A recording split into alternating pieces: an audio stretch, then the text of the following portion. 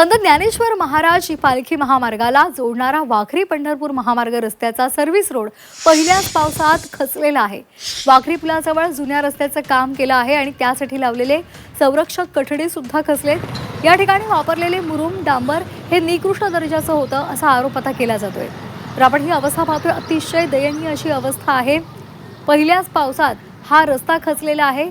संत ज्ञानेश्वर महाराज पालखी महामार्गाला जोडणारा वाखरी पंढरपूर महामार्गाचा हा भाग आहे आणि तो खचल्यामुळे आता यावर प्रश्न उपस्थित केले जात आहेत। सचिन कसबे आपले प्रतिनिधी आपल्याला या संदर्भात अधिकची माहिती देत आहेत। सचिन, आपण पाहतोय हा पालखी महामार्गाला जोडणारा रस्ता खचलेला आहे, कशा पद्धतीचं काम झालेलं आहे या संदर्भात आता प्रश्न उपस्थित होत आहेत।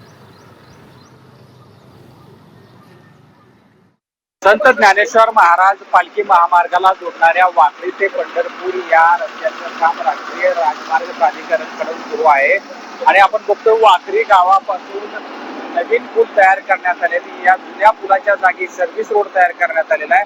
मात्र हा नवीन सर्व्हिस रोड तयार केल्यानंतर पहिल्या पावसातच हा सर्व्हिस रोडचा जो भाग आहे तो खचल्याचे व्हिडिओ व्हायरल झालेले आहेत आणि या ठिकाणी झालेलं काम हे किती निकृष्ट दर्जाचं याचा नमुना समोर आलेला आहे।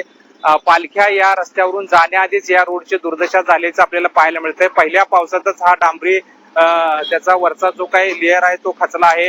या ठिकाणी लावलेले संरक्षक कठडे खचलेले, त्या खालचा जो काही भाग मुरुम टाकलेला तो खचलेला आहे। या ठिकाणी निकृष्ट पद्धतीचं काम, निकृष्ट पद्धतीचा जे काही मटेरियल वापरलेलं आहे त्यामुळे झालेलं आहे आणि आता बघतोय तातडीनं हे व्हिडिओ सोशल मीडियामध्ये व्हायरल झाल्यानंतर NHAIच्या ठेकेदाराकडून तातडीने हा सगळा प्रकार झाकण्याचा किंवा या ठिकाणी परत काहीतरी करण्याचा प्रकार सुरू झालेला आहे। मात्र हे काम सुरू होताना चांगल्या दर्जाचं काम होणं अपेक्षित असताना मात्र निकृष्ट दर्जाचं काम झाल्यामुळे कुठंतरी पहिल्याच पावसामध्ये या कामाची जी काही गुणवत्ता आहे ती समोर आल्याचं पाहायला मिळतंय। कॅमेरा पर्सन राजू मिसाळसह सचिन कसबे, G24 तास, पंढरपूर।